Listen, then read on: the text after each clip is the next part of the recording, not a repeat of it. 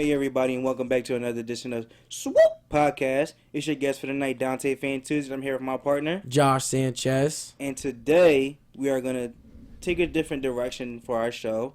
We have a special guest who really knows a sport that I have no idea about. And I'm okay with the sport, but not We have my not boy, an expert.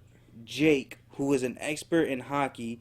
And he's gonna, before we hit our topics, we're gonna hit the Philadelphia Flyers And how first, there's and we're gonna have Jake recap the season, his opinion and his thoughts on the Flyers over the course of the season, recap their season, and for years to come.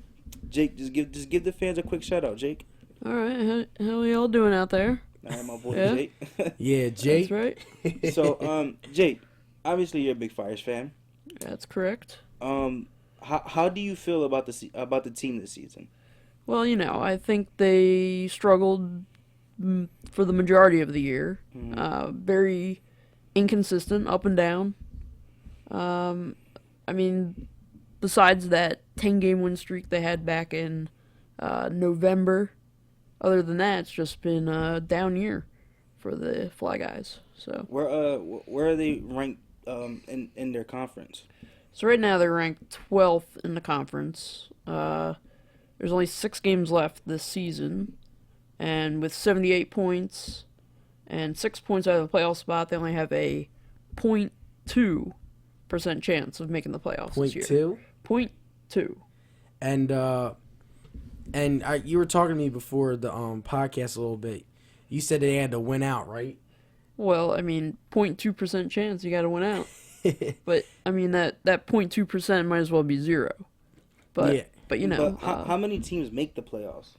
So for each conference? So 8 in each conference, Mhm. which is, I guess that's how NBA works as well. Yeah. Correct. Yeah. So 8 teams each conference, which is one more than half of the league makes the playoffs. So you really, if you don't make the playoffs, that shows that you're not that great of a team. So But you said the Flyers have 78 points. 78 points. So how do those points come along? So That's you get something I never understood. right. So that's one thing that makes hockey pretty unique, in the fact that for every win you get 2 points. For every loss, for every overtime loss or shootout loss, you get 1 point. And then if you lose in regulation, you get nothing. So pretty, do you think some teams would strategize? If they know coming in that they're not the better team, do you think they'll try to strategize to make it into an overtime game so they get guaranteed that 1 point? I think now I understand that soccer has this point system as well. And I know in soccer they strategically play the game to try to end the game in a tie and get a point out of it. In hockey, it's not really that much involved in the strategic game. But I guess it could play a little bit into it. But strategic game. Sure. Yeah. I think that if the Flyers are playing a team that they're chasing, they want to beat that team in regulation. Because if they go to overtime, they're only, they could lose a point or gain only 1 point. You know what I mean? You really want that advantage. So winning in regulation allows you to get those 2 points. So now with the Flyers, so far you said it's been a down year. I agree with that. Now, who do you think? Who do you think's the best player on the Flyers right now? Who really caught your eye?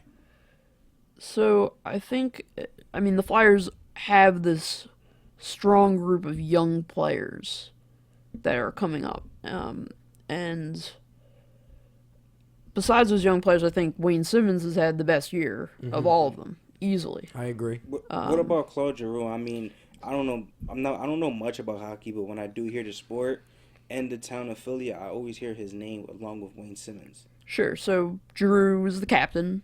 Yeah. He's, I believe, the longest member in a Flyers uniform. Mm-hmm. So obviously he's going to be talked about the most, being the captain of such a historic franchise. But he's having a down year as well. I mean, just watching him play is some of the decisions he makes are very questionable on the ice. Mm-hmm. You know, it's just kind of hard to understand of how such a great player over the past couple years has had such a down year.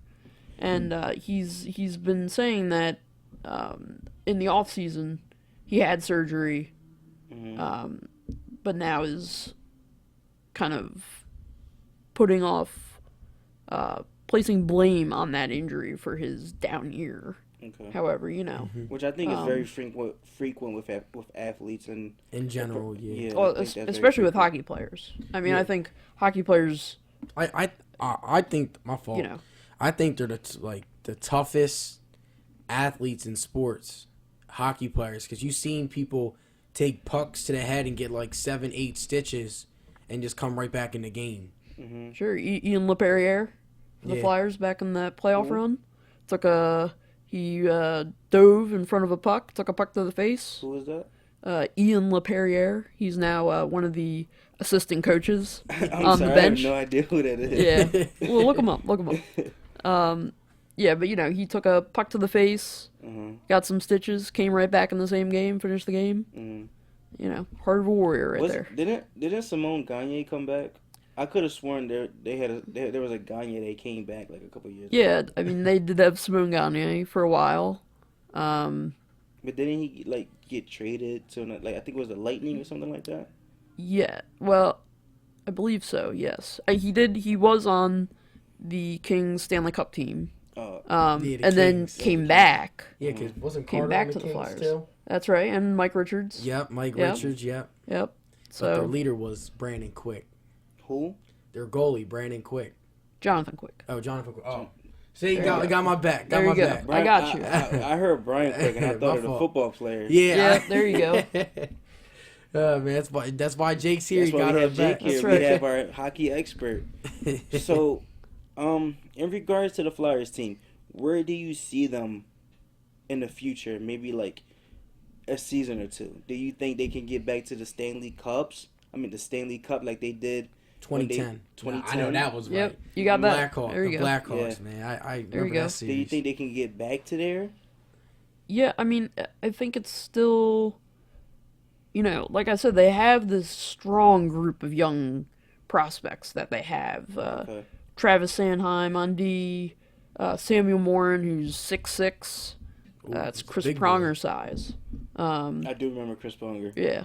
All right. How could you forget Chris All Pronger? right, Yeah. I definitely heard of him. And who was the other yeah. guy?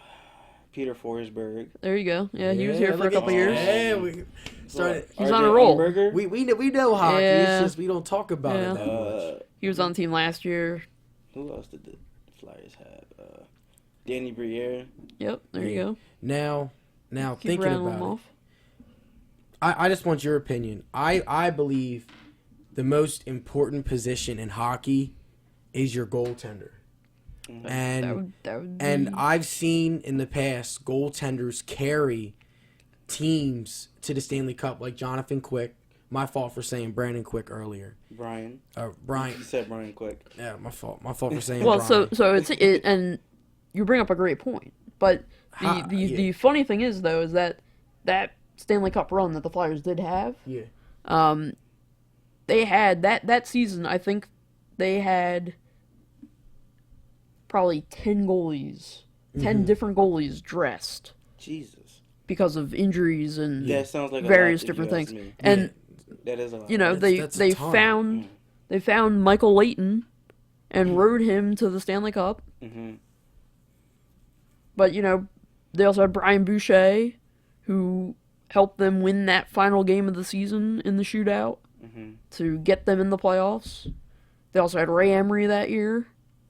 So they just had so many goalies, which is just so crazy to think about. Yeah. Having that many goalies help you get to a Stanley Cup. Usually it's that one guy, that Jonathan Quick, that Hendrik Lundqvist. You know? I just wanted to give me your opinion about like Steve Mason, because he has had his ups in his career, and he's also had his downs. I've seen him in the playoffs a couple times play really good in the first round, and then in the second round, I don't know where he's at. What happened? Mm-hmm. So I just want your opinion on Mason on won the Rookie of the Year award when he was in Columbus. Mm-hmm.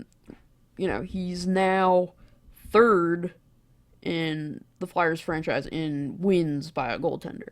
So he's up there now. He's been around in the Flyers organization for a little bit now, and unfortunately, as of now, he's going to be a free agent at the end of this year, and he doesn't have a contract.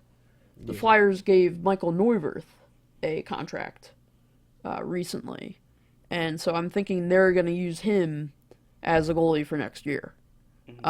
Now, also, keep in mind, though, that there is an expansion team coming into the NHL. They have a new team in Las Vegas. Oh, yeah. The Las Vegas Golden Knights will be in Las Vegas, and as long as the Raiders too. Right, and they got the Raiders also. Vegas yeah, how about that? Fun. Yeah. But yeah, this expansion draft is going to come along, and you can protect one goalie. Each team in the NHL can protect one goalie. However, that second goalie could be an option for the Las Vegas team to pick up. So it's kind of an interesting, unique situation that the Flyers are in here. It's going to be interesting to see what they do with the goalie contracts. So the NHL is adding another team. That's correct. Okay. Yeah, one new team. Yep. Wow, that's cool. Yeah, although Las Vegas, I don't know, kind of hockey markets out there, but we'll see. Yeah, I really don't see a hockey market or a football market when you think of Las Vegas. I don't see it at all. Right. But the Flyers also have some young goalies coming in. Mm-hmm. Yeah, that's what I was going to Anthony Stolarz has been up a couple times. Also in their system, they have Carter Hart, who helped Canada win the silver medal in this year's World Juniors Championship. They also have Felix Sandstrom, who is also in the World Juniors as the goaltender for Sweden. So they have options.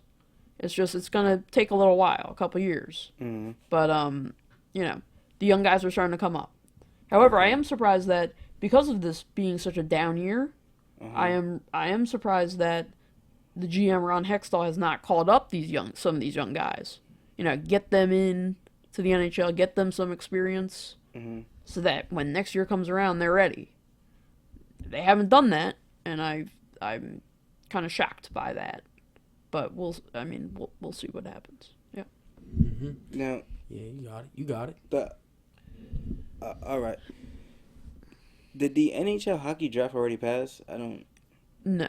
It's it's coming up in June, I believe. It's usually in June. Yeah. Is there any specific player that you're looking forward to for the Flyers to draft? So it's going to be interesting because they did get some draft picks in this one trade. Ooh. So before the trade deadline, Hackstall did pull the trigger by trading Mark Streit to the Tampa Bay Lightning for Valtteri Filppula, a 4th-round pick, and a conditional 7th-round pick in this year's draft. Now, Filppula is going to be good, is a good acquisition for the Flyers. He's now the second-line center, and it's pushing down Sean Couturier to being the third-line center. However, I think since the trade, Couturier has been on fire. Probably one of the best Flyers on the ice. It's probably because of the pressure, right? That's probably part of it, and the other part is he's not as strong offensively as people want to believe. Yeah. And he's just thriving in that third line as more of a defensive center and doing a great job there. And Filppula is going to stick around for next year, so hopefully look out for Couturier to jump out next year. Yeah. Okay. But draft wise, they have picks, and it's always exciting to see what Hackstall can do with those picks. Now, isn't Ron Hackstall the Flyers? So like the best Flyer to ever put on a uniform. So he's second in franchise history in goaltending wins. Oh, okay. So Right. between Bernie Perrant and Steve Mason at this point. Now he's the GM. He was the GM of the Kings, Monday leading them to the Cup. Oh snap! So the guy's done it before. He knows what he's doing. And it's just great that he's come back to his team to help them get to that Cup again, you know. So, but Hackstall is one of the meanest goalies in the NHL in his day. Even scored a couple goals. Oh snap! Really? Yeah. Coast to coast. Yeah, Serious? yeah, from his own net down to the other end. I have to watch that. And one of them coming in the playoffs too. So What? so he's up He there took a chance. in Definitely Yeah, did that's take right. a chance. yeah, and hopefully he can take some more chances in that front office now. So Anything else you want to talk about the Flyers, or do you want to move on to our next topic? you know, I think I just want to point out one last thing here. Okay. That Alright. about the head coach Dave Hackstall. So Hackstall has been getting a lot of heat this year.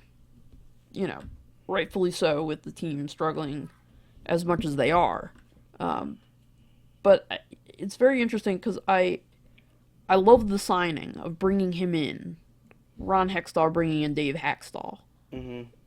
It's a great move, and I liked Hackstall last year, but like I said, he's getting a lot of heat now. It's getting a little shaky, and I don't know what to think about him at this point. I mean, I almost put part of the blame of the struggles this year on Hackstall. I mean, he is putting too much trust in some of the underperforming players. I think, such as Andrew McDonald, Chris Van de Velde, just a whole bunch of players that he's just putting too much trust in. And I think that he keeps saying how Andrew McDonald is, you know, the Flyers' best defenseman this year. And I don't see it. And so I think that's part of the problem. I think another part is that, you know, the Flyers have been the most inconsistent team this year. And I feel, is contributing to that by continuing to change the lines. Changing the lineup night after night. And as a player, I mean, it's just so hard to get into that groove when you're being switched around every game. You know, being scratched from the starting lineup to being moved from, you know, the second line to the fourth line, and just having different partners on your lines. I mean, it's a mess. I mean, you know, I think it kind of translates to baseball, how, you know, in baseball, players have to be given a chance. You know what I mean? You can't play once a week in baseball and expect to become a good player, you know? It's up to the coach to give you that time, that playing time, to prove yourself as a player. And by Hackstall, you know, changing these lines, scratching players, putting other players in, especially the younger players, it's not healthy for this team, I don't think. Especially with this team being so young and needing that experience. You know, when Hackstall first came up, he was noted. He was the head coach of North Dakota College hockey, and was credited for being a great players coach and helping young players develop. And he even coached Jonathan Toews, who is the captain of the Blackhawks. One of the great players. Yeah, he's a beast. Of this day and age of the NHL. So yeah, he was claimed as being very good with the young players, but now I think the pressure Philadelphia and the struggles of the team is starting to get to him, and he's almost trying too hard to make the right move. Yeah. So it's going to be interesting to see what he can do moving forward and in the off season and starting fresh next year. Okay. And Jake hit it right on the nose. Yes, he did. Because our next topic is going to be about baseball. And speaking of players speaking of former players, now GMs, we have Pete Mackanin, who once played for the Phillies, 78 to the 79 season, is now back with the team for his, I think this is his third year as a manager. His second full season, but I believe the first year first year was interim. He was interim. Because Charlie Manuel, right? Mm-hmm. Yep. So sad to see him go. But he had to go. Yeah. Yeah. So Pete Mackanin. It was his time. So Pete Mackanin, his second full season as the Phillies GM. We're just gonna give a quick, very quick little season preview. What we think of the team, and just our little opinions. I'm gonna let Jake hit this one first. Yeah, we're gonna let Jake and we're gonna let him rock it a little bit. All right. So I think Phillies are in for a better year than last year. Mm-hmm. I mean, I think it's going to take some baby steps here. Let's not go crazy and say they're going to win the division, because they're not. They're probably going to end up, I think, probably fourth in the division between the last place Braves and the Miami Marlins. It's going to be interesting to see. They did bring in some new players. Michael Saunders in the outfield. Yes. Mm-hmm. Howie Kendrick in the infield. Two... Clay Buchholz, right? Clay Buchholz, there you go. So, Howie Kendrick's been around the block a couple times. Saunders made his first All-Star game last year with that final fan vote. So, the pieces are there. Yeah, and Adubel Herrera, too. All-Star last year. Sure. Yeah, and much like the Flyers, they have the young guys, It's just a matter of bringing them up. The waiting game, so... You want to hit it next, Josh? Yeah, I'll hit it. I pretty much agree with Jake. I think they'll be fourth in the division. The Braves, I think, are a couple steps behind the Phillies. We have some up-and-coming guys coming up. And baseball's a lot different from basketball and football. Like, when people get drafted in football and basketball, they come into the league right away. Mm-hmm. Like, other than big-name, players... It usually takes baseball prospects 2-3 years to get through the minor leagues to the major leagues, and that's pretty much like your first round and your top picks in the draft. That's not even including the later rounds of the draft. Mm-hmm. But we have some exciting pieces. I mean, I really like Herrera. He was an all-star last year. The games I went to, he was an impact player. I went to the one game where we honored Charlie Manuel. I think he went 3 for 4, had a triple, 2 doubles, brought in 4 RBI. So he is a good building block. And also a pitcher that has to step up in my eyes is Aaron Nola. Mm-hmm. He needs to take that next step to become not just an okay pitcher, but turn into a good, decent pitcher that can complement the other guys. I mean, Hellickson, same with Velasquez too, because Velasquez had a very great start to the season last year, and then injuries and inconsistencies hit him late in the season. So we have those 2 young pitchers to lean on that need to grow. Hellickson, he's not a true number 1, and he's a good, decent pitcher, but he's definitely our number 1 pitcher for right now because of what the other guys have proven so far. But yeah, I agree with Jake.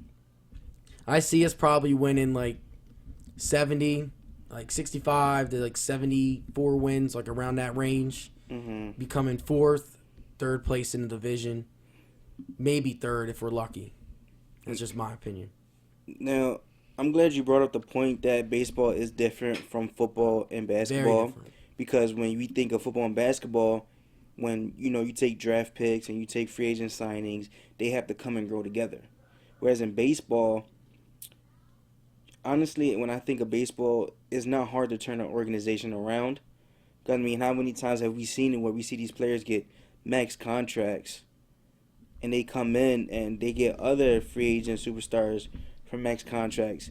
Now the team goes from worst to first, just in the snap of a year. Yeah, I agree with you, but to some extent, because the Angels tried that mentality, and look where they are now. They're a 500 team, and they're really slack. They're underachieving. See, the they thing, gave Albert Pujols like a 12-year, like $300 million contract. Right now, I see where you're going with this, but when honestly though, the Angels, they've had players and that are like on the field and players that are pitchers. They don't have their team. There's always something up with their team where there's an injury. Every time we see their players are always getting injured, so really their team can't come together for that full year. Like, I mean, I don't know how many times have we seen it. What's his name? Garrett Richards. He can't stay healthy for a full year. Yeah. And he's arguably one of the best pitchers on their team. So well, he was their number one, their ace. Yeah, he was their ace. Yeah. And he can't stay healthy for a full year. But talking about the Angels, I don't think they're as good as we're giving them credit for. Yeah. I mean, I just don't think they can gel. Their team is having a problem coming together. Yeah. And really and in a tough AL West with the Rangers, Astros, young and upcoming. Yeah. So and it's hard to compare them to the Angels, but you're right.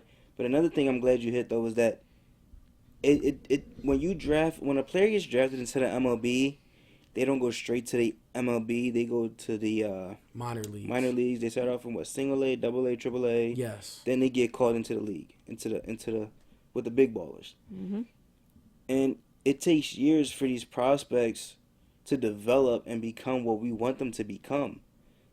That's why honestly, I see the Phillies are trying to rebuild the team through prospects, draft prospects, trade away these are the good players, bring in younger guys, and they had to go. Stuff like that. All of them had to go. Hamels had to go. No, Rollins I agree with that. Like I mean, as much as I respect all those players, we had a great run. We did. Sellout after sellout.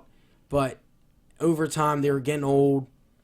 It's time to rebuild. Time to get the new pieces in there. And that's just my opinion. Ruben Amaro really hurt us in that aspect of not. Yeah. He waited too long. Yes. He waited too long to get rid of Howard, Utley, and Rollins. He thought they were going to be good forever. Yeah. Mm-hmm. But that's just not the case. But baseball is becoming more of developing players. I mean, baseball is many teams aren't keeping these or using free agents as much. They're not going after the big free agents with a ton of money. They are now trading away these assets and getting these young minor leaguers and young prospects to come in and rebuild, start over. I mean, you even see the Yankees doing it. Mm-hmm. I mean, this is the first time I can remember that the Yankees have decided to go that route instead of just buying everyone. It's kind of interesting the way baseball's. I'm glad you. See, that's the point I was trying to make. When we seen the Yankees, what was it? The year they had Mark Teixeira, CC Sabathia, Derek Jeter, Nick Swisher, A-Rod. They were all bought players, and really, that was the point that I was trying to make. You can buy players in the MLB, bring them to a team, and go out and win a championship. It's not hard. See, when I think of baseball is just a fundamental game. I mean, you really can't sit there and tell a person, hey, I want you to, like in basketball, hey, work on the in and out move, crossover, take it to the rack for a layup. Like, it's really just a fundamental game. Like, and it's really like get low, receive the ball. If it's a chopper, make sure you keep the ball in front of you. It's just a bunch of fundamentals that come into play when you play baseball. I've played baseball, and I was taught to stick to the fundamentals. Don't try and get flashy, because when you get flashy, you end up making an error that 9 times out of 10 is going to cost your team the game. Right. Baseball is a game of whoever makes the least amount of mistakes is going to come away with the win. Mm-hmm. Which, I mean, you stick to the fundamentals. Sure. So Yeah. I mean there was times. I mean I'm even a how do you say it, a person that experienced it, because there was times when I tried getting flashy, and I just let the ball get right by me, and I cost the team 2 runs.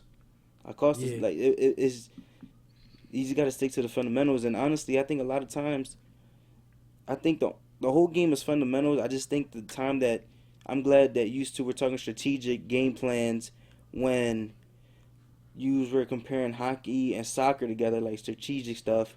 I think the strategic stuff comes into play when you have the pitcher and the batter, because the batter could be a fastball hitter but can't hit the curveball. Yeah, we then saw the pitcher's gonna say, oh, well, I can go Yeah. curveball. I mean, I'll go fastball, Yeah. something away, and then Right. throw the curveball if you got a 0-2 count on them. Yeah, Yeah. we saw that in the World Series, how Cleveland, when they were up 3-1, how they were they were throwing more off speed to like Javier Baez and Chris Bryant and all those young hitters, because they were all fastball hitters.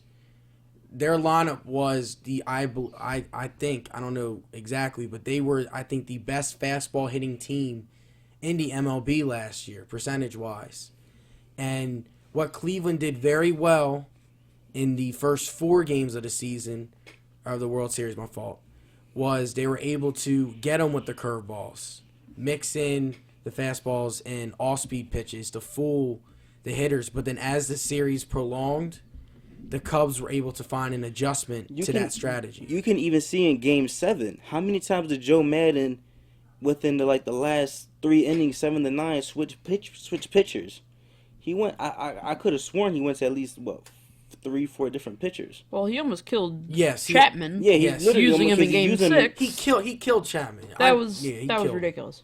I mean, I can see why he was trying to kill Chapman. I mean, how many players are going to hit 105? I guess mile per hour save fastball? him for Game 7. I mean, but then That's again, all. honestly though, they were so accustomed to him. Well, they didn't Honestly, trust Joe Maddon was literally trying to kill. Thank you for saying it. He was trying to kill Chapman because you brought Chapman in 3 straight appearances for more than 1 inning for 3 straight appearances. And in Game 6, so now these batters know what he's throwing and they know what he's gonna do. And in Game 6, they had the game. And they even rocked him. I think it was in Game 7 they even rocked him.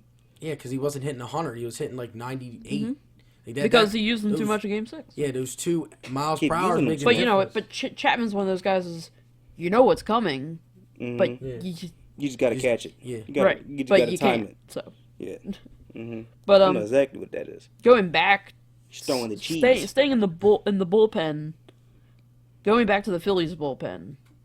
Now they got Benoit into the bullpen here. An older veteran. Yeah. Very experienced on the mound. But also, I want to bring attention to Genmar Gomez. Now, Genmar Gomez started off the last season red hot. Being one of the best closers in the league. Mm-hmm. Now, that's when everything was going well for the Phillies. Yeah. If you remember. Yeah, Once I things started remember. going downhill, Genmar was also going downhill. Mm-hmm. In Gomez's final 19 appearances of 2016, he had 7 saves in 10 opportunities. So 7 saves, 3 blown saves. Mm-hmm. His ERA was north of 13 at 13.20 ERA and a 2.47 WHIP. Jesus. I mean, that's awful. Oh my god. I mean, I don't know how you can trust a guy who has those kind of numbers I don't even think I would have kept him after that. in his last 19 appearances. I mean, it's ridiculous. Yeah, I'm looking at his stats now, and you pretty much nailed it right on the coffin. Because in April he was 2-0, 1.80 ERA.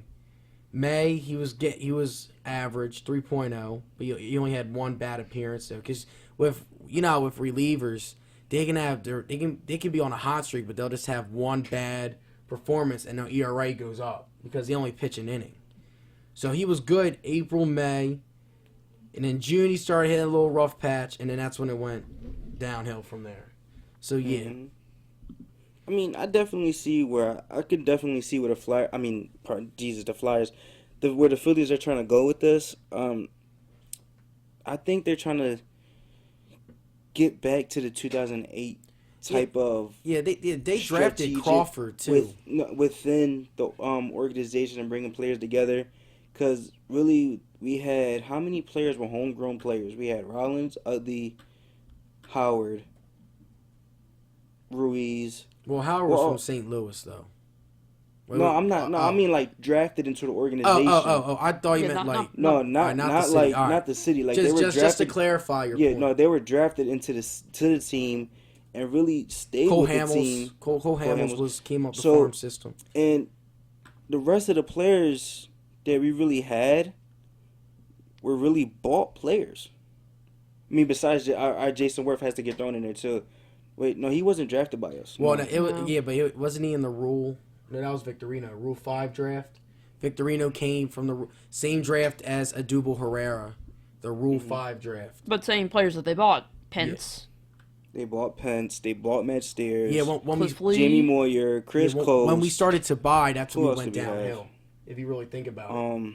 Jeff. Well, that's why we're in the position we are now. Yeah. What? It's because we started buying past Howard. We started buying to build around Rollins, Utley, Howard. When Rollins, Utley, and Howard, their prime was already behind them. Yeah.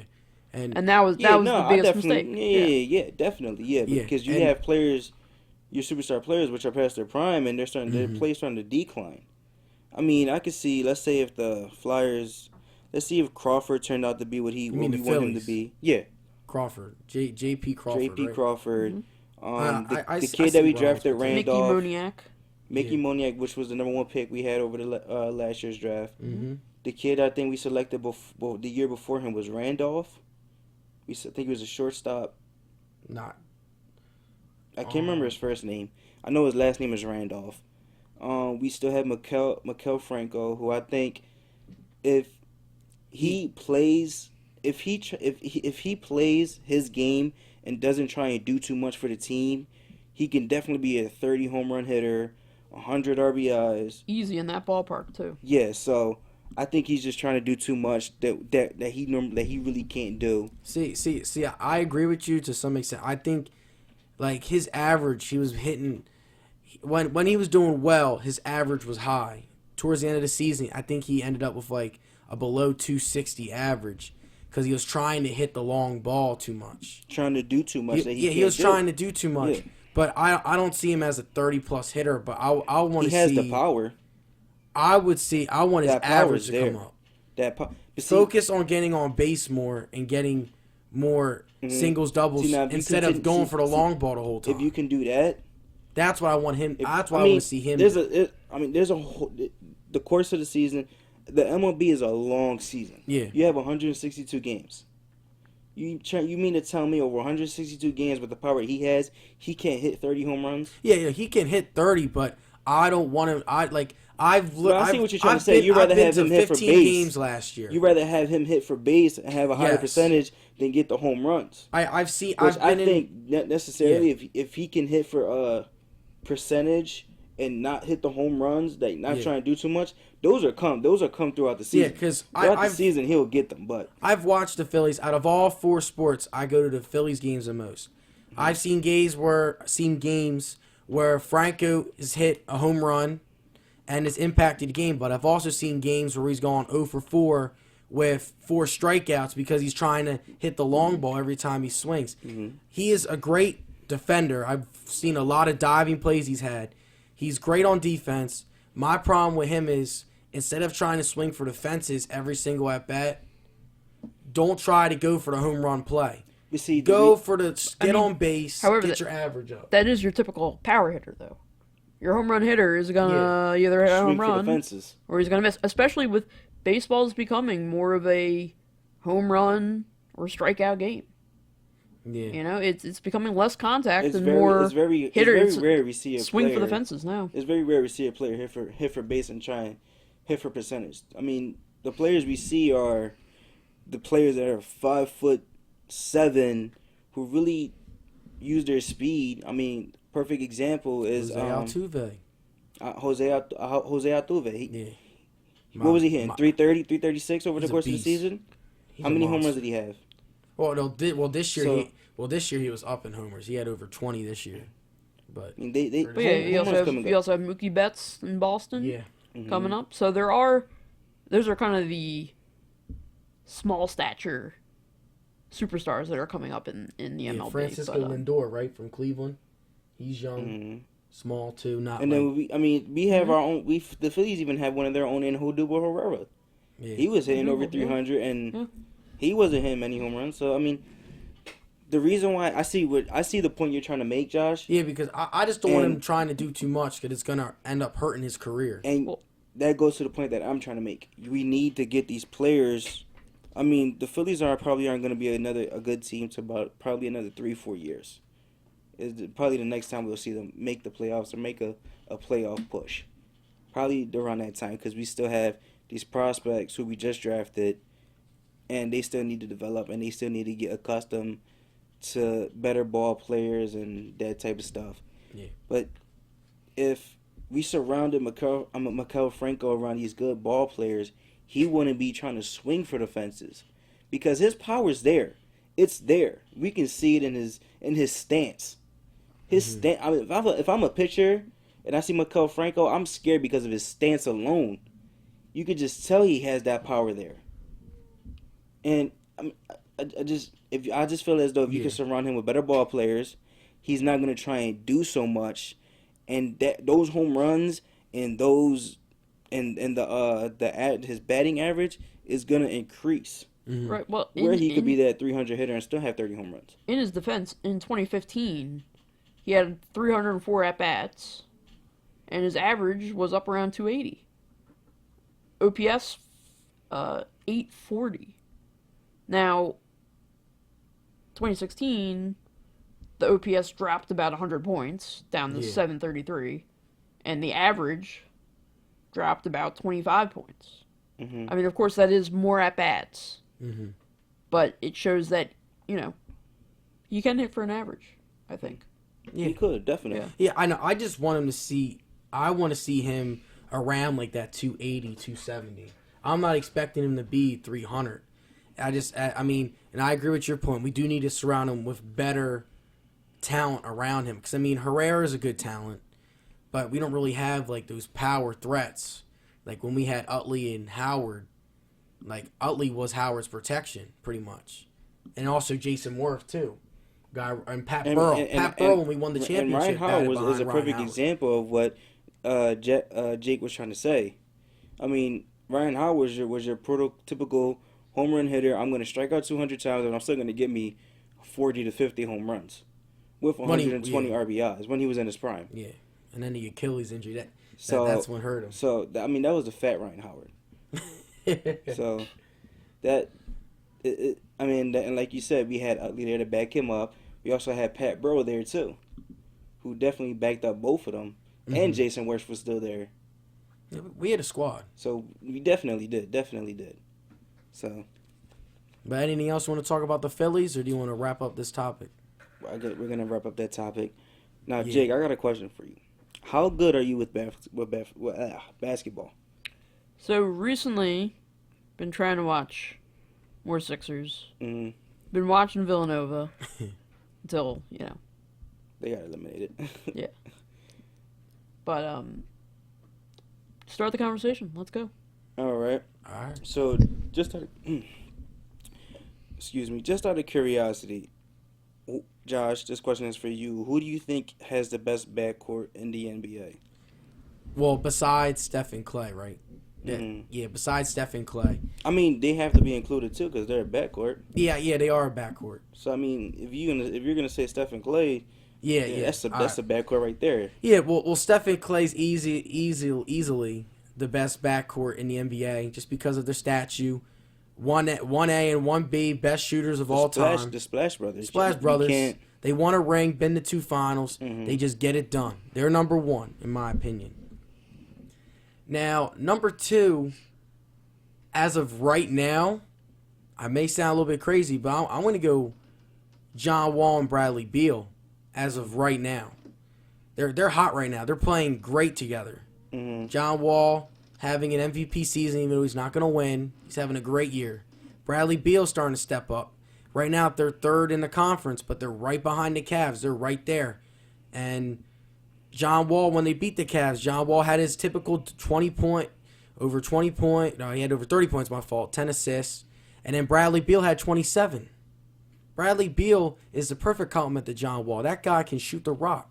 Mm-hmm. And he gets his points secretively. Like, people won't really know. Like people thought, oh, John Wall had 37 and 10. Oh, snap, Bradley Beal had 27. Against the Sixers, when I went to the game in Philly, Bradley Beal had 40 points in that game. No one was talking about it. Bradley Beal had 40 points? What? Like, that's the type of scorer he is.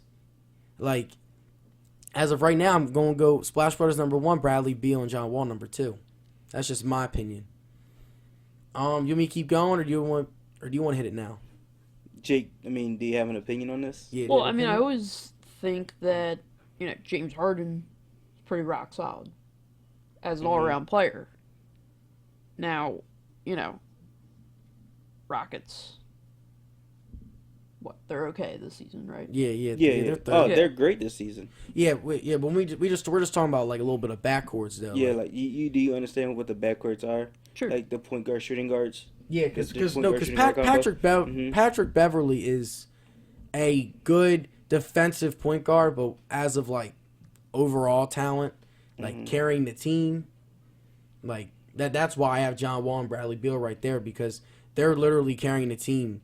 The weakness in the Wizards is their front court. That's why they're not taking that next step forward, is their front court. They have good guys, but they're not, like, you know what I mean, perfect, like, that can take that next step. Were we only thinking of the defensive side of the ball? Or are we talking offense as well? No, I mean, we're just saying in general. Just all around? Yeah, all around game. I mean, you could go with Irving and R.J. Smith in Cleveland. J.R. Smith. J.R. I mean, I can definitely see where you're going with that, because, I mean, Kyrie definitely is one of the best point guards in the game, and JR, when he's hot, he's hot. There's no stopping the man. And he can get pretty dirty on defense, too. And Kyrie only plays defense, I mean, when he really has to. We've seen it in the finals against the Warriors. He strapped Steph up when it was time, when the game was on the line. I mean, I could definitely see where you're going with that. But the best backcourt in the league, you can't go against Steph and Clay. You can't go against them. They're called the Splash Brothers for a reason. Yeah. So I don't think any backcourt duo is really above them. I mean, they've won a ring together. They've been to 2 NBA finals together. They've broke records together. They made history together. They done did it all together. They grew up with the organization together around the same time. It wasn't like one signed with the team after we seen the potential and the superstar talent in another. So I'm gonna have to go Steph and Clay. And right behind them, honestly, I'm gonna have to go with the boys from Portland, C.J. McCollum and Damian Lillard. Oh, you're going to go that direction. I'm going with those two. I mean, look how Damian Lillard sets everybody up in the offense. And really, where did C.J. McCollum come from? We had no idea where he came from. He just bursted onto the scene. Jumped. It was like if this is a swimming pool, he just jumped right off the diving board when nobody expected him to come. So I even really like his game a lot. So I'm gonna go, if you want to go 1-2. 1-2 is the Splash Brothers. I mean, my number one backcourt is the Splash Brothers, and I'm gonna go Dame Dollars and C.J. McCollum as my number 2 backcourt. Now, speaking about coming out of nowhere, how about this man, Devin Booker? 70 points the other night. Came out of nowhere, burst into the scene in the NBA. I mean, I can't necessarily agree with all of that. Well, I mean, he's averaging over 21 points a game now. But he was even doing that last year, his rookie year. Yeah, I don't think he burst. I mean, we all seen where Devin Booker was going to go with this. Where was he picked? Where was he picked in the NBA draft? I think it was 7. I'm gonna look that up. Just double check. I believe he was picked in the mid first round. That's what I was saying. He was slept on because of Cat, Karl Anthony Towns' hype, and the other players that started over him. I don't know their names exactly, but he was slept on by the coach. No, yeah, he was slept on. He was slept on. He was slept on. He was drafted 13 by the Suns. Yeah, drafted 13th. He was slept on, Dante. He was not slept on. Yes, he was. Why was he picked 13th then? So we're gonna look. And Kentucky's guard. That could be argued why he fell down to 13. Yeah, why did he fall? It could be position wise. Maybe players in the top 10 didn't need a guard at the time.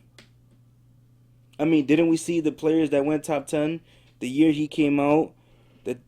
Everybody, I mean, necessarily the top 10, a lot of the players that went top 10 were big men. True. So it could be position wise. And we all seen the Suns needed a guard. I mean, they had guards before he got there, but they weren't. They weren't really like cool. Like they needed to go. I think they needed to go. 2, they were just injury prone. I mean, they have a lot of injury prone guards. And they also got rid of Isaiah Thomas. So they got rid of the one player that I'm gonna look up his stats at Kentucky. I'm just saying he was slept on. The fall to 13, I don't care who you are. I mean, look at his talent now compared to where he was drafted. He averaged 10 points a game in Kentucky. Yeah, he wasn't given. How many minutes did he play? 21. I mean, that's 21 out of 40. Yeah, that's like 6-man minutes right there. Not starting minutes. Starters, they get 30 plus. He was in that mix. He was in the mix. Like you would see him probably as like the 6th. Okay, so he averaged 10 points a game. Per 40 minutes, he averaged 18 points a game. Yeah. I just think the way how he's playing now, the same thing can be said about Kawhi Leonard in his draft. When was Kawhi Leonard picked? In the mid-first round? And now you look where he's one of, I think, in my eyes, right now, the best all-around player in the NBA. He does offense and defense. He's already won a couple Defensive Player of the Year awards, right? Kawhi Leonard and a Finals MVP. He was slept on in the draft. He was drafted 15 by the Pacers, but then traded to the Spurs. But here's one thing I want to point about his 70-point game. He only made 4 3-pointers. Yeah, he had about. I think he made about 24 free throw shots. Yeah, that's right. How do you get fouled that many times? How? Yeah, getting fouled. The referee blowing his whistle. Duh. But here's the thing. He attempted 24 free throws in his previous 6 games combined. I mean, I have no idea. There has to be some kind of luck involved in all this. No, I mean, I wouldn't. To get those kind of opportunities. He probably got hot. Woo. I mean, it is a lot of foul shots, especially by one player. But I don't know if it was luck. I mean, he has the talent. Yeah, he does have the talent. Great shooter. He's going to be one of the future for the future for the Suns. If they can get a legit big man to complement Devin Booker, they can go somewhere. Because they drafted Brogger or whatever his name is out of Croatia, and where has he been? Nowhere to be found. No idea. I only remember Brogdon's name because every time I see the NBA draft recap, they're like Brogdon out of Croatia. I'm just like, why would you draft this guy? They're trying to find the next Porzingis. That's what they're trying to do. Nah, there's only one Porzingis. I mean, and Dirk, like they're trying to get like those foreign players that can stretch the floor, and he hasn't really proven anything in the NBA, in my opinion. At all. I don't think at all either. So now speaking of being slept on. Hold on, wait before you say that. Before I get, because I want to talk about the Final Four. Devin Booker's rookie statisticals. He averaged 14 points, right? 14 points. Yeah. So he's definitely taking that. Yeah, he's taking that next step forward. Mm-hmm. And I'm with the Sixers. That's what I want. Like I'm expecting Ben Simmons to be big time, but there's going to be rookie mistakes in there. Mm-hmm. not next season, but the year after, that's when I want to see him take that big step. Sort of like how Booker's taking that big step. Like, you get what I'm saying? Yeah.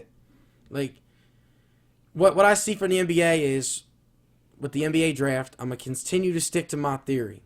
I see in each draft 3 to 5 players really stand out while everyone else goes into that pack where it takes 4 to 5 years to develop them to become superstars. Mm-hmm. Only 3 to 5 of them come to a team and make a legit impact. Mm-hmm. I'm going to continue to say that for as long as I live. And that's the problem I have with the NBA and the one and done, because my favorite player in the NCAA tournament, Sadarius Thornwell, out of South Carolina, is having a historical performance in the tournament, similar to Stephen Curry. Now, Stephen Curry hit those miraculous shots, so everyone's going to remember the shots. Mm-hmm. But Thornwell's averaging 26 points, and his opponents, shooting a buck under 50% from the field, from the twos, and 40% from the 3-point line. Mm-hmm. And his opponents are scoring only 4 points on him and shooting 10% against him. And he might not even make the first round in the draft. My question is, how come Stephen Curry went from might not be a top pick, might be like second round pick, to the 9th pick in the draft on his performance, when Thornwell's doing the exact same thing and he might not even be a first round pick? Like, when I see first round pick in Thornwell, people go crazy. Oh, he's not a first round pick. I'm like, why? He's having an historical performance in the tournament. He led us, and his team is South Carolina. They have not won a tournament game since 1970.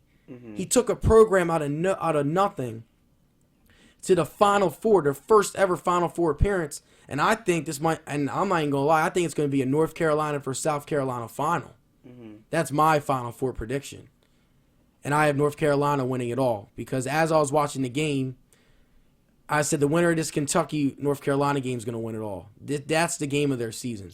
But getting back to my point, Thornwell is getting slept on, and I want to know why. Why is he getting slept on? People say he can't shoot. He's shooting he's shooting about 40% from the 3-point line.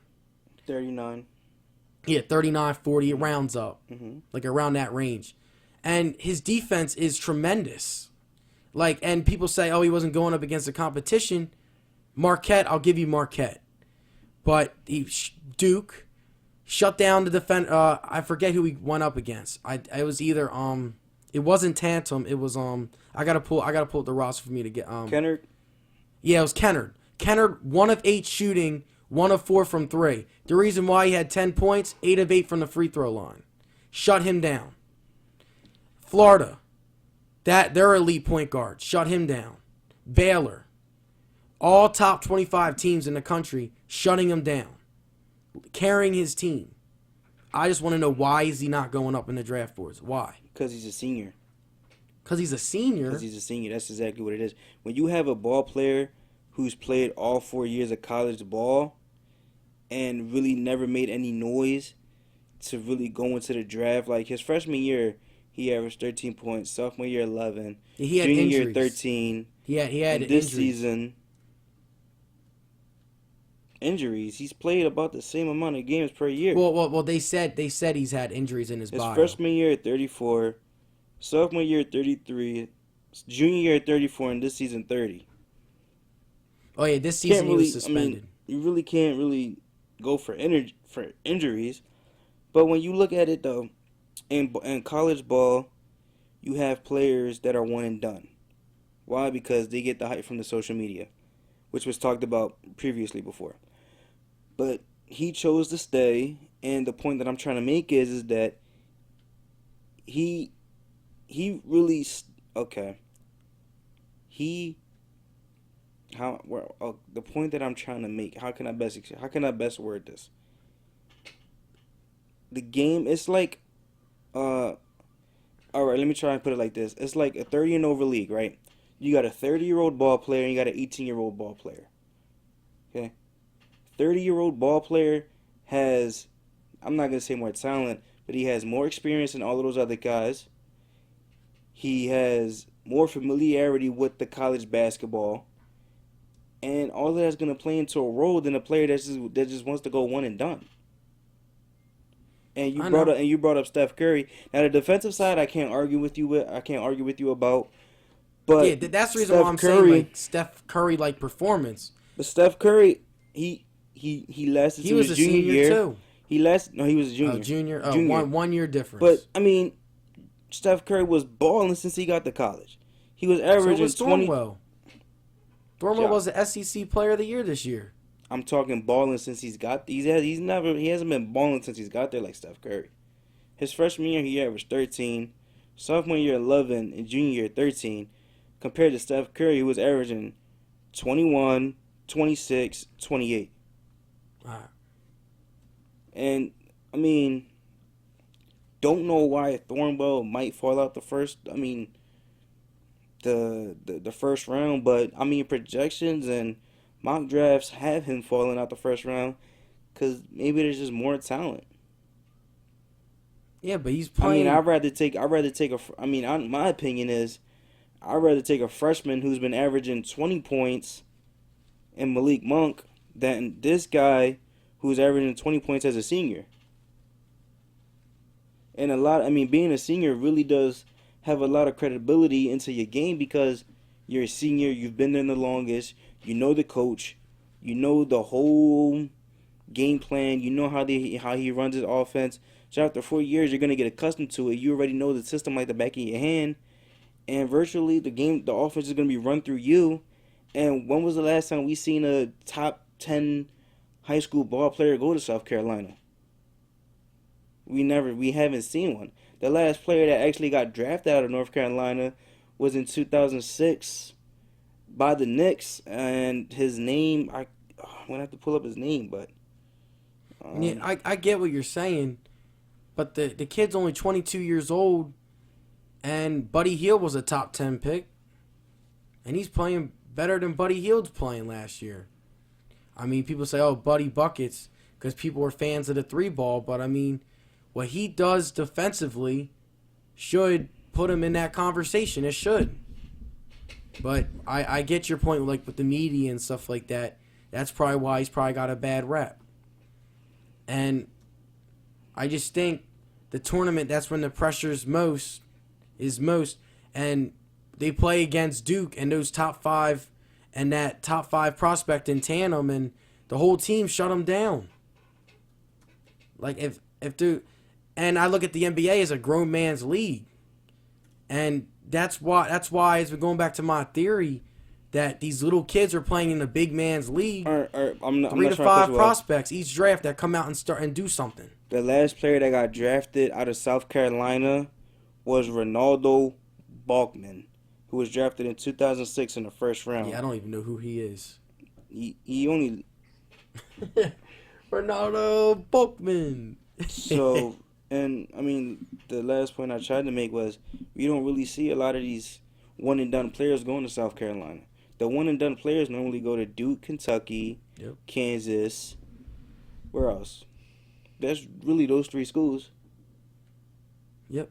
So South Carolina doesn't have that level of competition competition within their own players. Yeah, I was about to really give. I was about to say competition. I'm like, they're in the SEC, bro. But to really give Thornwell a run for his money. I'm pretty sure if Jason Tatum, Malik Monk, and one of those other top prospect players, or Lonzo Ball or Markelle Fultz, went to South Carolina, he would really be averaging those amount of points. I really doubt that. He plays great defense. No, that's absolutely. But how many players do we see in the league that play great defense but suck offensively? He doesn't suck offensively. No, I'm not saying that though. I'm not saying he sucks offensively. I mean, you're averaging how many 26 points. He's in the tournament. In the tournament, if you're season. averaging 26 points in the tournament, you obviously don't suck offensively. But what the point I'm trying to make is that if you have one of these top players that are going to be drafted within the first 5 picks, if any of them went to South Carolina, Thornwell's not really a person that we're going to really be talking about right now. He's really not. I mean, And like the point I was trying to make was, how many players do we see great offensively? I mean defensively, but suck offensively. First person that comes to mind is Andre Robertson from the Thunder. He's horrible offensively. You missed a free throw, an air ball free throw. Like, are you kidding me? But you're great defensively. So, I mean, honestly, that's why I think he's getting all of that buzz, and he's a senior, which I really think really is a lot of credibility to where he's at. I mean, if he does get drafted in the first round, kudos to him. Yes, I would like to see him succeed, but do I think he will? No. I don't think he will. And I honestly think he is going to find a way to succeed, because if he goes to the San Antonio Spurs, I see a guard version of Kawhi Leonard. I'm not going to overhype, but that's what I see in him. A guard version of Kawhi Leonard that can, if he's put on the right system and the right team, can develop like Kawhi did. Kawhi Leonard was not always known for a jump shot in his offensive game. Got picked by the right team. They gave him a chance to develop, and he turned out to be a star. And how was Kawhi Leonard one and done? Kawhi Leonard? Yeah. I'm not sure. I could look that up. Yeah, just look that up real quick. So I don't believe he was one and done. Which goes back to my theory. This NBA draft, only 3 to 5 players get drafted and make an impact in the NBA right away. And all the rest of them are stuck. He went to college for 2 years. 2 years. All right, yeah, I knew he went for a couple years. Mm-hmm. So, he wasn't even one and done. Well, now, just wait and see how he goes. I just think that he's getting a bad rap because his tournament performance is historic. It's an historic tournament performance. No one in the world, unless you're a South Carolina fan, can sit up here and say, we expected South Carolina in the Final Four. Mm-hmm. No one can say that. To beat Duke? Oh, Duke's going to be in the national championship. They're going to win it all. Preseason number 1 overall. Now, upset. Just to add more to my point, I just looked up it didn't give me a list of players, but picking the NBA's best 4-year college players. Mm-hmm. And honestly, looking at this list, there's only 2 superstars out of the players it just gave me. The first player it gave me was Darren Collinson. Not really superstar talent. Good role player coming off the bench. The second player, Jimmy Butler. Superstar talent. He averaged 22 points this year.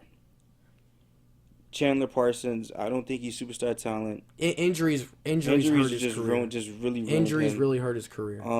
Kenneth Faried. He's good, but he's not superstar talent. He's on the Nuggets, that's why. I think if you put him with, that makes it even worse. The Nuggets literally have nobody. Well, they don't have anybody. They're fighting for the 8th seed. They have him and Jokic. But is there any superstar within the Nuggets organization? True, you're right. And the last player to round it off is Draymond Green. I believe Draymond Green is superstar talent. And I'm gonna let you try and finish off your points. But I'm gonna try and I'm just saying, just because he's a senior, he loses draft stock. For the most part, being a senior, your game's more polished. You've been in college more, you developed more. Yeah, you're older, and there's still going to be that rookie wall. It's always going to happen. Mm-hmm. But you can take it more than an 18-year-old kid that's too skinny. We see it with Brandon Ingram. Look, all right. And it's going to take Brandon Ingram 4 to 5 years, in my opinion, to become a superstar talent. Now, to finish off the point that I'm trying to make. It even took John Wall 4 to 5 years. Now, the point that I'm trying to make, though, I found a list of 15 players within the year of the 2000s that played all 4 years of college ball. Yeah. And aren't even in the NBA or are in the NBA and don't make any noise. Starting with Villanova's very own Scotty Reynolds. Who else? Luke Herringati from Notre Dame. Russ Smith. This one's in the NBA. Grievous Vasquez. D. Brown. But when are these drafts? Yeah, Troy, like, there's gonna be flaws in every. 2003. D. Brown was drafted in 2006. Vasquez was drafted in 2010. He's still in the league. Yeah. Russ Smith was drafted in 2014. The kid from Notre Dame, Harangodi, however you say, drafted in 2010. Scotty Reynolds was drafted in 2010. There's gonna be goods and there's gonna be bads in every argument that we say. Like there's bads for you too. Like we can bring up the biggest bust, Jimmy Fredette. Oh yeah, big bust, terrible. Who else? Shabazz Napier. Yeah, Buddy Hield. But Buddy Hield really hasn't transited. We still don't know where he's gonna go yet. Just start. That's all. Yeah. Who else? David West. David West, the only one that really I can really say because he was. Yeah, he's a good. There's good and bads to every argument that we say. Like even for the one and done. And people say, oh, like when people name me like top young players, they played in college at least 2 years. Like Russell Westbrook played 2 years at UCLA, back-to-back Final Four appearances. Same with Kevin Love. So they weren't specifically one and done. I just think the players that are one and done and come into the league 19 years old, it for the most part, it takes them 4 to 5 years to develop into something. And by the time that happens, your team is a 500 team, and that's what we see with the league. You have your two top-tier teams in the Cavs and Warriors, even though the Cavs right now are declining. Like, that's how it's been for the past couple years. I don't think the Cavs are declining. I just think they're more worried about the postseason and the playoffs than the regular season. They're already making the playoffs, so it really what do they have left to play for in the rest of the regular season? Yeah, I get your point, but yeah, you have your top teams, and then everyone else is in the middle of the pack doing nothing. You do, and because they're taking chances on young guys, and they don't get lucky. The teams that make something in the league get lucky. They get lucky with the pick. Like Cleveland got lucky with Kyrie Irving, but Cleveland also didn't get lucky with Anthony Bennett. Like the Timberwolves, every year they're in the lottery. You can say they have Wiggins. Yeah, they have Karl Anthony Towns.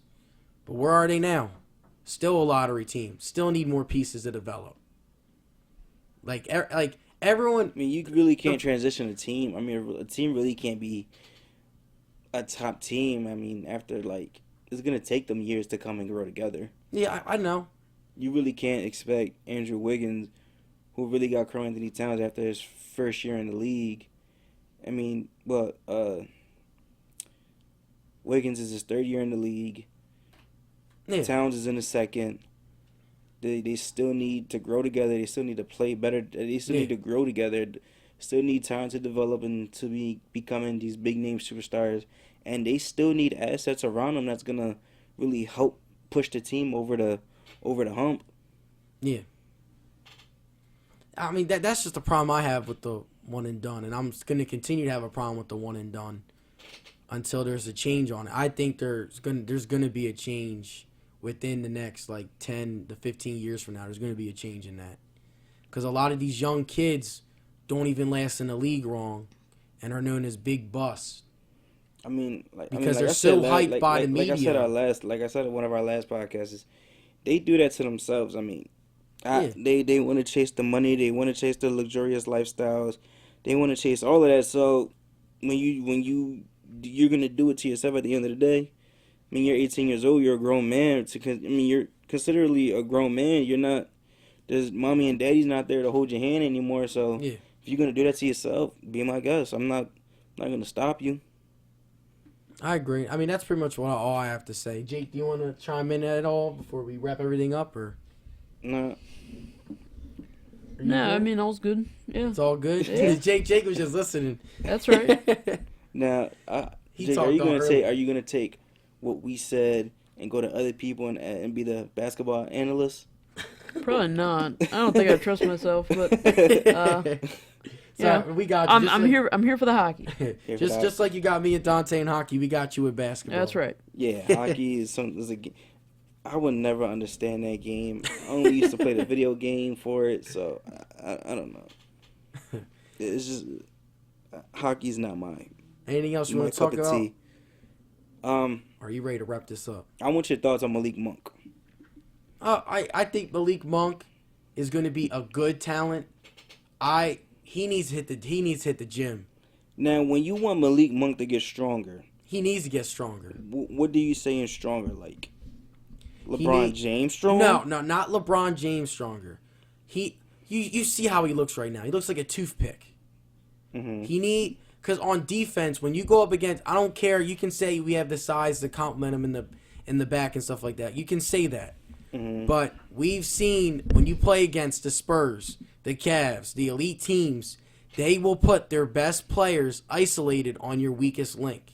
Mm-hmm. And Malik Monk has the shooting ability. He can be a great shooter. But it's going to take him 3 to 4 years to develop, in my opinion. He needs to hit the gym, get a little bit bigger, get a little bit stronger. Sort of like what Gordon Hayward did. You pull up pictures from Gordon Hayward from his rookie year to now. And then, I mean, that's like that with every player. When we seen LeBron James first come into the league, he was skinny. When we first he wasn't as skinny as Malik Monk. Malik Monk looks like a toothpick. Oh, I mean, no, but and when we look at who else, Steph Curry when he came into the league. Kevin Durant's still skinny to me. I don't even want to talk about him. Who else? Maybe Steph Curry, Carmelo Anthony. All these players come into the league skinny, and as they go more into the league, they definitely do put on muscle.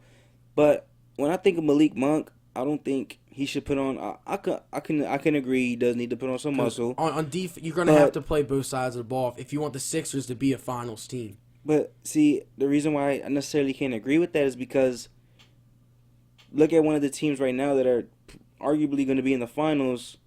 Their guard doesn't play defense, and Steph Curry from the Warriors and Kyrie Irving from the Cavaliers. Neither one can play defense. They play it good enough. Like Curry, James Harden can't play defense. True, you're right. I mean, when you think about it though, take the teams that have point guards that are elite point guards in the league and play defense. Where are they? Because all the elite point guards that are headed to the finals or going to be headed to the finals don't play defense. And when Malik Monk, honestly, yeah, go ahead, put on 10 pounds of muscle, but not to the point where it's going to start affecting your jump shot. Well, he can adjust to it. But how much longer do you think that's going to take for him to develop? I think the Sixers are right there. They're just missing that true point guard. When I don't even necessarily want them to have a true point guard, have a scoring point guard. That's why I want the Sixers to draft Lonzo Ball so bad, because Lonzo Ball is really a top 10, is really a great scorer, same as in Malik Monk. Malik Monk averaged, if you round it off, 20 points a game. Yeah. And when in the Sixers case, I don't necessarily think he has to play that much of a great defense because you have, 5, 6, 10 players on the team. You have Sarge, Simmons, Embiid, Okafor, and Rashad Holmes. 5, 6, 10 players. I honestly think Okafor is going to get traded by next season. Yeah. I think that when the draft comes around, he's going to get traded. So it leaves you with 4 6'10" players. Now, okay, if Malik Monk stinks on defense, his player blows by him. Embiid is going to be right there, or Sarge is going to be right there to alterate a shot. Yeah, but then what about their matchup? They slide. Another guy's wide. That's why when defenses play together, every player, like let's say Malik Monk, his defender blows by him, is headed to the rack for a layup. That's where honestly, when I think of defense, they all have to be on their tippy toes and be on a cycle. Like, let's say if Embiid slid over to give help, then whoever Embiid was guarding, Sarge is gonna have to slide over to give him help, and whoever Simmons was guarding is gonna have to slide over, and is all like a rotating circle. You know what I mean? Like everybody. I get what you're saying. Just because there's a matchup a matchup that really doesn't favor you, really has to be the key. Like, I wouldn't care if Malik Monk's defender well, whoever he was defending blew past him. Then we see Malik Monk having a guard, let's say a center, just because they had to make the rotation. That doesn't bother me.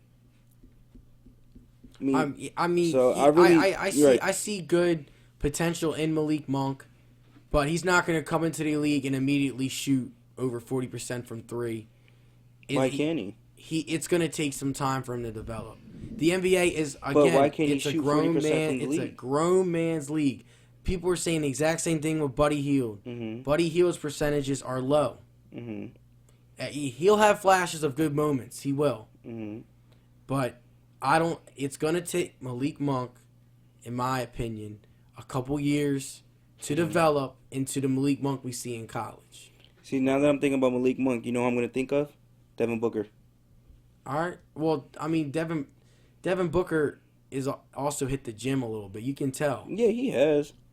But it hasn't gone to the point where it affects his jump shot. I mean, hitting the gym is good. You need to hit the gym. Yeah, everybody needs to hit the gym. But like I said, it can't though, be too little. I mean, I know, I completely understand where you're coming from, but I just think as a shooter, you don't want to hit the gym too hard to the point where it's gonna affect your jump shot. Yeah. Because if it's gonna affect your jump shot, you have to learn. You're gonna have to find other ways to get your bucket. And if you're not all that great of a player that can really roll to the basket, then it's gonna take even more time to develop into installing that into your game. I mean, look at Robert Covington. Robert Covington last year, all he was able to do was just spot up and shoot.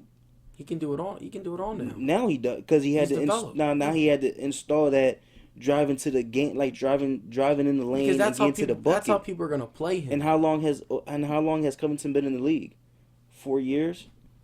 Nick Stauskas, for another example.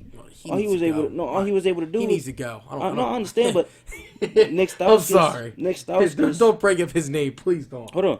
He's another example where I'm trying to get with Get this. him out of here. Nick Stauskas was a spot up shooter. Now people play him because he's a spot up shooter. Now he's incorporated more to his game, and it's even took him more time to develop, and he's still in the development process. Same thing with Covington. I mean, like I'm gonna say again, Covington, all he was able to do was just spot up and shoot, and we seen last year he took a whole lot of bad jump shots. Now he's installed this more game into his game, and now makes him more effective as a player. Yeah.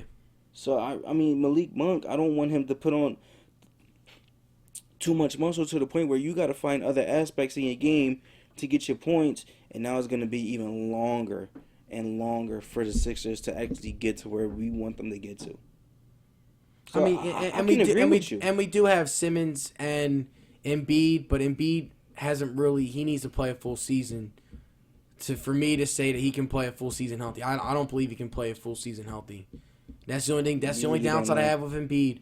But when we have Simmons and Embiid, this is the last thing I'm going to say for this podcast. When we have Simmons and Embiid on the floor, there will be less pressure from Malik Monk, so we can just spot up and shoot.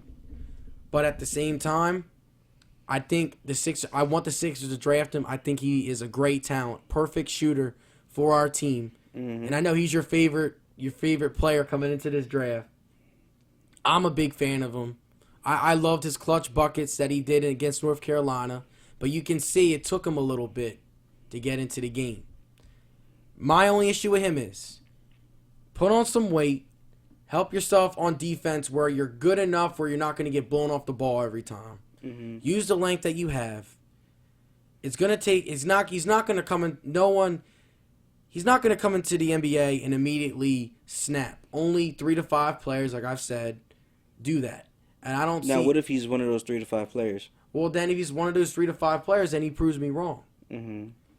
But I see him as a spot-up shooter, catch and shoot, perfect complement to Ben Simmons and Joel Embiid. Because all the pressure is going to be on them on offense. He doesn't have to run around tunnel screens like the whole game and be the number 1 option. He can be the number 2, number 3 option. I think he'll probably be the 4th option. Yeah, even with Sark now, what Sark's doing driving. But that's the last thing I'm going to say. Malik Monk, great talent. I'm excited for this kid, but what he needs to work on, get a little bit bigger in the offseason, work on your slides on defense, and then he'll be fine. Well, that's pretty much what I have to say. We heard it there. It's the end of our podcast. Josh, I'm going to let you finish that. All right, follow us on Instagram, Twitter, at Swoop Podcast _. And again, show friends, family. And just as Josh and Dante signing off. Swoop! Swoop! Wait, we can't forget Jake. Oh, Jake, yeah, hit it one time, Jake. Jake. Hit it, Jake. Swoop! There you go. My boy. Jake.